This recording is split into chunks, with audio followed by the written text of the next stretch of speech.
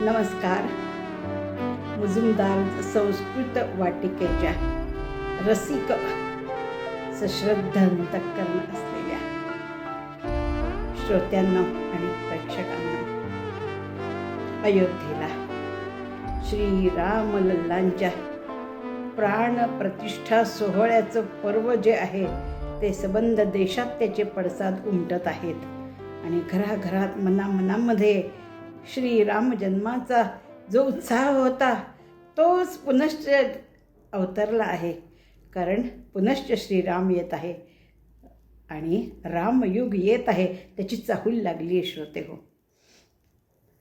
त्या प्राणप्रतिष्ठा सोहळ्याच्या विशेष पर्वानिमित्त आपण आपल्या वाटिकेतून काही 1-2 कार्यक्रम श्री रामचंद्रांवरती ठेवणार आहोत. काही गाणी असतील, काही उद्बोधक व्याख्यानं असतील. आपल्या प्रत्येक कार्यक्रमाचा प्रारंभ आपण संस्कृत सुवचनाने करतो. आज तसाच प्रारंभ करूया श्रीरामस्तवनाने. सुग्रीवमित्रं परमं पवित्रं सीताकलत्रं नवमेघगात्रं कारुण्यशीलं करुणाकरं तं श्रीरामचन्द्रं सततं नमामि. श्रीरामचन्द्रं सततं नमामि. श्रीरामचन्द्रं सततं नमामि. सतत आपलं मन श्रीरामांच्या चरणी नतमस्तक असतं. आपल्या अखिल राष्ट्राचं परमदैवत आहे ते. मनामनात त्यांचं स्मरण सुरू असतं. अशा या श्रीराम विशेष सोहळा पर्वामध्ये आज आपण उद्बोधक एक व्याख्यान ऐकणार आहोत. ह्या व्याख्यानाला प्रारंभ करण्यापूर्वी मला एकदम गीत रामायणामधला किंवा रामायणातला वाल्मिकी रामायणातला एक प्रसंग आठवला की जेव्हा तो यज्ञ केला जात होता, दशरथाने तो यज्ञ आयोजित केला होता, पुत्रकामेष्टी यज्ञ. त्या या यज्ञाच्या ज्वालेतून अग्निपुरुष निर्माण झाले होते आणि त्या अग्निपुरुषाने पायसदान दिलं होतं. दशरथा घे हे पायसदान असं म्हटलं होतं. तेव्हा तो अग्निपुरुष हे पण म्हणाला होता दशरथाला, प्रसविष्यन्ति तिस्रो देव्यान विष्णोर अंशान मानवरूपान धन्यस्त्वमहो लभसे राजन ईश्वरजनकत्वम. काय म्हणतो अग्निपुरुष की तुझ्या 3 राण्या त्यांच्या पोटी आता विष्णूंचे अंश येणार आहेत. हे राजन तुम धन्य आहात. अहो राजन, हे राजराजेश्वर आपण धन्य आहात. लभसे ईश्वर जनकत्वम, तुम्हाला परब्रह्माचं पितृत्व मिळतं आहे. तुम्ही खरोखर धन्य आहात असं त्या अग्निपुरुषाने दशरथाला धन्य म्हटलं होतं. आज मला त्या वचनाची आठवण येते हो श्रोते.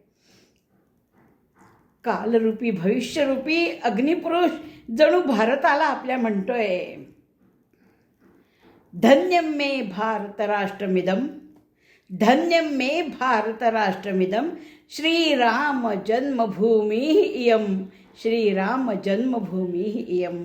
आपलं राष्ट्र धन्य धन्य धन्य धन्य आहे. अयं समयः धन्यः, श्रीरामः धन्यः, वयं सर्वे धन्यः, अस्माकं राष्ट्रं धन्यम. अशी धन्यता गात्रात फुलून येते श्रोते हो. आज आपल्याला श्रीराम युगपुरुष ह्या विषयावरचे उद्बोधक विचार ऐकायचे आहेत.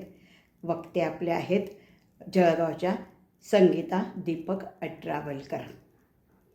आपले वक्ते हे विभूषित असतात वेगवेगळ्या पदव्यांनी.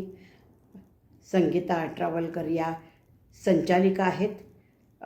रत्नांजली या अमूल्य रत्नांच्या दालनाच्या त्या संचालिका आहेत. केवढा वेगळा एक उद्योग त्यांचा आहे, त्यांचा बिझनेस आहे आणि त्यानिमित्त त्यांना सेंट्रल बँकेचा उद्योजकता पुरस्कार मिळालेला आहे. जळगावचं सुविख्यात अतिशय पुरातन समृद्ध असं ववा वाचनालय, वल्लभदास वालजी वाचनालय ह्याच्या त्या संचालिका आहेत. आणखीन राष्ट्रसेविका समितीच्या त्या यशस्वी संचालिका आहेत. राष्ट्रसेविका समितीतर्फे वेगवेगळे सुंदर उद्बोधक कार्यक्रम आयोजन करण्यात संगीताताईंचा हातखंडा आहे. अशा या आपल्याला उत्कृष्ट वक्त्या आज श्रीराम एक युगपुरुष या विषयावर बोलण्यासाठी मिळालेले आहेत. आपण त्यांचे विचार ऐकूया. इत्यरम. नमस्कार. प्रभू रामचंद्रांच्या चरणी वंदन करून सुरुवात करूया. रामाय रामभद्राय रामचंद्राय वेधसे रघुनाथाय नाथाय सीताय पतये नमः. अयोध्येत श्रीरामांच्या मूर्तीच्या प्राणप्रतिष्ठेचा सोनियाचा दिनू अगदी नजीक येऊन ठेपला आहे. संपूर्ण भारतवर्षात अत्यंत उत्साहाचं, अत्यंत आनंदाचं वातावरण आहे. आणि त्याच पार्श्वभूमीवर आज युगपुरुष श्रीराम या विषयावर बोलणार आहे. युगपुरुष श्रीराम ह्या शब्दातच श्रीराम मानव होते हे अधोरेखित आहे. आणि आपण एक मानव म्हणूनच त्यांच्या असामान्य गुणांकडे जर तुलनात्मकदृष्ट्या पाहिलं तर आपल्याला श्रीरामांचा मनुष्यत्वाकडून देवत्वापर्यंतचा प्रवास लक्षात येतो. आणि जर श्रीराम देव होते याच दृष्टिकोनातून पाहिलं तर मग गुणांच्या पारखण्याचा प्रश्नच येत नाही. आणि मग आपल्याला त्याच्यापासून काही प्रेरणाही मिळणार नाही. पण राम आपल्यासारखाच मनुष्य होता, आपल्यासारखी सुखदुःख त्याला होती, जीवनाच्या वळणावर अनेक आव्हानं त्यानं पेलली. हे जेव्हा आपण वाचतो, पाहतो, ऐकतो तेव्हा आपल्याला श्रीरामांचा हा युगपुरुष होण्याकडचा प्रवास चकित करतो. आणि आता श्रीरामाचं हे मंदिर आणि हे उत्सव आपण साजरे करतोय. केवळ रामाची चरित्र वाचणं, ऐकणं, उत्सव साजरे करणं इथं न थांबता आपल्यावरची जबाबदारी आता वाढली आहे. आज चंद्रसूर्य हे आपल्याला टिकवायचं आहे, आपल्या संस्कृतीचं जतन आणि संवर्धन करायचं आहे. युगपुरुष श्रीराम ह्यातल्या श्रीरामांच्या असामान्य गुणांचा आपण विचार करणार आहोत. तर श्रीरामांचं जे गुणसमुच्चय आहे त्याचे आपण 2 भाग करूया सोयीसाठी. एक तर एक व्यक्ती म्हणून श्रीराम आणि दुसरं म्हणजे आदर्श राजा म्हणून श्रीराम. एक व्यक्ती म्हणून पाहिलं तर राम हा स्वतंत्र प्रज्ञावंत होता. तो प्रवाहपतित नव्हता हे आपण लक्षात घ्यायला पाहिजे. म्हणजे एखाद्या परिस्थितीचा संपूर्ण विचार करून त्या परिस्थितीला कसं तोंड द्यायचं हे तो ठरवत असे. आणि कोणाचा, इतर अनेकांचा जरी त्याला विरोध असला तरी आपण पूर्ण विचार करून, जर विचार पूर्ण करून मत तयार केलेलं असेल तर ते पुढं सरकवण्यात तो मागं पुढं पाहत नसे. श्रीरामांचं एक पत्नीव्रत हे आपण बघूया. ज्यावेळी श्रीराम जन्मले त्यावेळी त्यांच्या पित्याला 350 राण्या होत्या. त्यावेळी तिशी प्रथाच होती, एका पुरुषाने अनेक स्त्रिया करायच्या. परंतु पूर्ण विचार करून श्रीरामांनी एकपत्नी व्रत अंगी बाणवलं. कारण एका पुरुषाने अनेकींशी विवाह जर केला तर तो स्त्रीला पूर्ण प्रेम देऊ शकत नाही, तिच्यावर अन्याय होतो. आणि तिला सुख मिळत नसेल तर कुटुंबालाही सुख मिळत नाही. कुटुंब सुखी समाधानी नसेल तर पुरुषही सुखी समाधानी राहत नाही. एका पुरुषाने अनेक स्त्रिया केला तर सामाजिक समतोलही ढासळतो. आपल्या भारतीय संस्कृतीत स्त्री पुरुष समान म्हटलेले आहेत. स्त्रीला स्वतंत्र विचार आहे, मन आहे. ह्या दृष्टिकोनातून देखील श्रीरामाचं एकपत्नी व्रत हे अतिशय महत्त्वाचं ठरतं. श्रीरामाचं बंधुप्रेम, मातृप्रेम, पितृप्रेम सारंच आदर्श आहे. त्याने त्याच्या सगळ्या मातांवर अतोनात प्रेम केलं. कैकेयीवरही प्रेम केलं. कैकेयीनं त्याचं राज्य हिरावून घेतलं तरीही तो तिच्यावर रागावला नाही. तिची बाजू सत्याची आहे हे पाहून त्यानं वनवास पत्करला. त्यावेळी अनेकांनी त्याला असा सल्ला दिला की अरे हीच वेळ आहे राज्यावर बसण्याची. पण तो सल्ला श्रीरामानं मानला नाही. स्वतंत्र प्रज्ञावंत, प्रवाह पतित नाही. बंधुप्रेम, घरोघरी मातीच्या चुली त्याप्रमाणे घरोघरी विशेषतः राजघराण्यांमध्ये भाऊबंदकी ही असतेच. भारताच्याच का जगाच्या इतिहासात जरी आपण पाहिलं तरी अनेक साम्राज्य, अनेक घराणी भाऊबंदकीमुळे धुळीला मिळाली आहेत हे आपण इतिहासात पाहतो. रामाच्या घरातही तशी परिस्थिती निर्माण झाली होती. परंतु मोठ्या कौशल्याने रामानं तिला तोंड दिलंय. स्वतः माता पिता राज्यावर बस सांगत असताना रामाने स्वतः जो निर्णय घेतला आहे तो खरोखर कौतुकास्पद आहे. श्रीरामांनी मातृ पितृप्रेम, बंधुप्रेम असे आदर्शच घालून दिले आणि म्हणूनच ते युगपुरुष ठरले. युगपुरुष, युगप्रवर्तक आणि पथप्रदर्शक ठरले. आपल्याला सगळ्यांना वाचून माहीतच आहे की अनेक ऋषींनी, भारतातल्या ऋषींनी रामायण जाणीवपूर्वक घडवून आणलं, नियोजन केलं. 25 वर्षापूर्वी त्यांनी हे नियोजन केलं होतं आणि त्या क्षेत्रातल्या तज्ज्ञ व्यक्तींकडून, तज्ज्ञ ऋषींकडून ते रामायण घडवून आणलं. शिवभक्त असला तरी राक्षसराज रावण हा अनितीने वागत होता, परस्त्रियांचं अपहरण करत होता आणि अशा ह्या राक्षस राजाचा नाश होणं हे राष्ट्रहिताच्या दृष्टीनं अत्यंत आवश्यक होतं हे ऋषींनी जाणलं.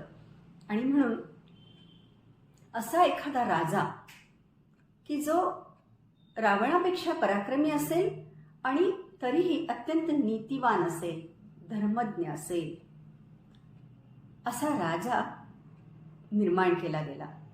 त्यासाठी पुत्रकामेष्टी यज्ञ ऋष्यशृंगांनीच केला, त्या क्षेत्रातले तज्ज्ञ. श्रीरामांना अस्त्रशस्त्रविद्या विश्वामित्रांनी दिली. श्रीरामांना धर्म आणि नीतिशास्त्र वसिष्ठांनी शिकवलं. हा संपूर्ण प्लान, ही संपूर्ण योजना तडीस नेण्यासाठी दक्षिणेतून अगस्त्य उत्तरेत आले. वाटेत समुद्र होता, तो प्राशन केला. म्हणजे त्याचा मतितार्थ असा की अत्यंत खडतरे कष्ट केले, अत्यंत संकटांशी सामना करावा लागला त्यांना. आणि या ऋषींनी हे रामायण असं घडवून आणलं. त्यांना आदर्श राजा हवा होता. आदर्श राजा म्हणून श्रीरामांचे काही गुण पाहूया. त्यांची मुत्सद्देगिरी, त्यांची दूरदृष्टी, लोकशाही खऱ्या अर्थानं कशी मांडता येईल ते पाहण्याची त्यांची दृष्टी, स्त्रीला सन्मान देण्याची दृष्टी, त्यांची गुणग्राहकता,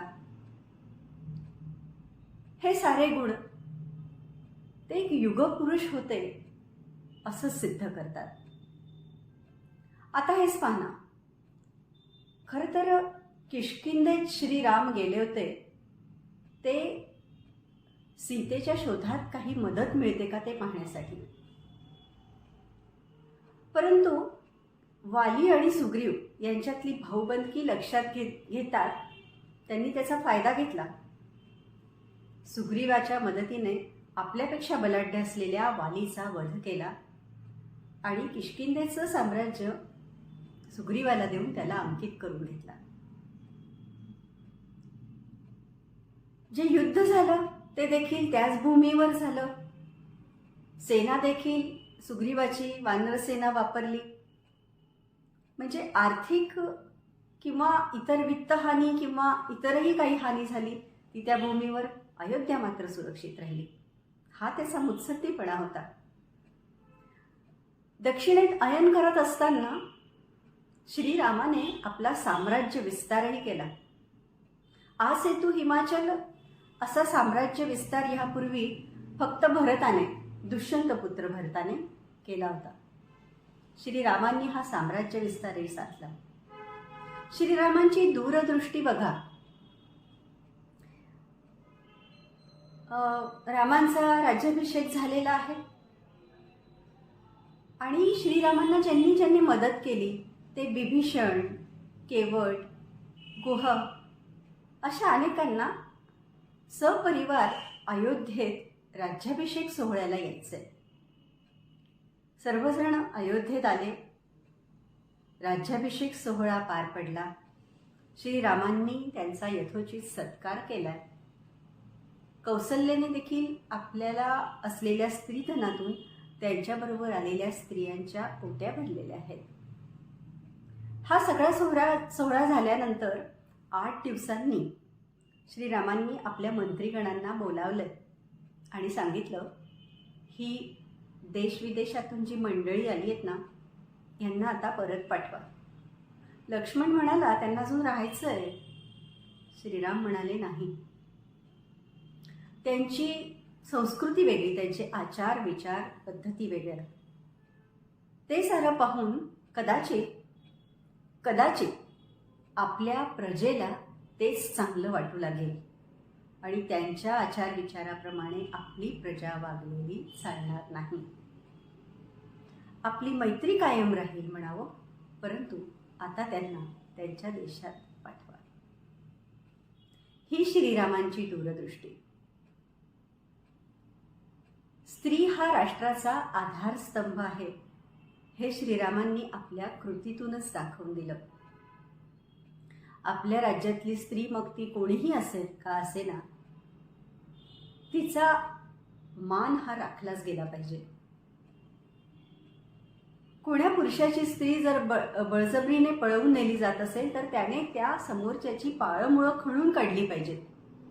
श्रीरामांनी त्यांची पत्नी पळवल्या गेल्यानंतर रावण साम्राज्यच पूर्ण उखडून टाकलं आणि आपल्या कृतीतून हे सिद्ध केलं की स्त्रीचा अपमान हा कधीही सहन केला जाणार नाही. स्त्री हा राष्ट्राचा मानबिंदू आहे. लोकशाहीच्या तत्वानुसार राम वागलेला दिसतो.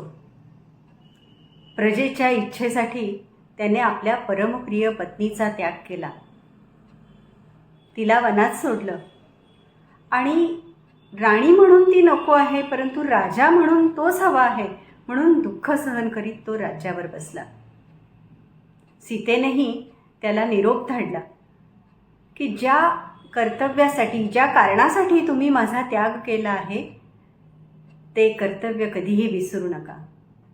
म्हणून म्हणतात ना की एक वेळ राम होईल परंतु सीता पुन्हा होणे नाही. राम धर्मज्ञ होता, राम कृतज्ञ होता. धर्मज्ञ म्हणजे कर्तव्यपरायण, कृतज्ञ म्हणजे अगदी छोट्या छोट्या गोष्टींसाठी कृतज्ञ असणारा. आपल्याला खारुताईची गोष्ट माहिती आहे. आपल्याला हेही माहिती आहे की जटायूचं श्राद्ध श्रीरामांनी घातलं. म्हणजे केलेली छोटीशी मदतही त्यानं लक्षात ठेवलेली आहे. असे आदर्श आपल्या भारतीय संस्कृतीत होऊन गेले. राम आणि कृष्ण हे आपले आदर्श आहेत, ही आपली दैवतं आहेत आणि त्यांच्या विचारांचं चिंतन, मनन आणि अनुकरण हे होणं अपेक्षित आहे. त्यांनी दाखवलेल्या ह्या पथावर आपण चालत राहूया. त्यांच्या अनेक गुणांचं अनुकरण करण्याचा प्रयत्न करत राहूया. एवढं बोलून मी इथं थांबते. आजच्या ह्या कार्यक्रमात मला आचार्या रेखाताई मुजुमदार यांनी बोलावलं म्हणून त्यांचे आभार मानते आणि त्यांच्या आध्यात्मिक प्रवासाला खूप खूप मनापासून शुभेच्छा देते. धन्यवाद. नमस्कार रसिक श्रोते हो. राममय वातावरण झालेलं आहे. संगीताताईंनी अतिशय मुद्देसूद आणि अनुकरणीय असे विचार मांडलेले आहेत. खरोखर श्रीरामांचं नुसतं नाम घेऊन उपयोग नाही आहे, तर त्यांच्या गुणांचं आपण अनुग्रहण केलंच पाहिजे आजच्या या कलियुगामध्ये. त्यांचे एक व्यक्ती म्हणून गुण आणि आदर्श राजा म्हणून गुणांचं त्यांनी वर्णन केलेलं आहे. रामाला आपण परब्रह्म अवतार मानतो, पण जेव्हा अग्निदिव्य सीतेला करायला लावलं होतं तेव्हा ब्रह्मा आणि सांब सदाशिव आपले त्यांनी रामाला विचारलं होतं, कथम देवगणश्रेष्ठ आत्मानं न अवबुध्यसे. अहो देवश्रेष्ठा, हे परब्रह्मरूप श्रीरामा, तुम्ही स्वतःला कसं ओळखत नाही आहात? तुम्ही कसं तिला अग्निदिव्य करायला लावलं? यावर श्रीरामांचं उत्तर पहा कसं होतं. आत्मानं मानुषम मन्ये रामं दशरथात्मजम. मी स्वतःला दशरथपुत्र राम असा मनुष्य योनीतला समजतो. मी मनुष्य आहे, मी देव नाही. स्वतः रामचंद्र म्हणतात. संगीताताईंनी तेच सांगितलं की एक पंचमहाभौतिक देह धारण केल्यावर श्री रामचंद्रांना सगळी दुःख भोगावी लागली होती आणि ती त्यांनी भोगली आणि एक आदर्शत्वाचा ठसा जनमानसात उमटवला आहे. श्रोते हो, असे प्रभू श्री रामचंद्र, त्यांच्या पथावर आपल्याला चालायचं आहे, त्यांच्या गुणांचं अनुग्रहण करायचं आहे. संगीताताईंचे मी मनपूर्वक आभार मानते, त्यांना धन्यवाद देते आणि पुढच्या कार्यक्रमात आपण पुन्हा असंच भेटूया. तुमचा प्रतिसाद उदंड असू द्या. इत्यलम.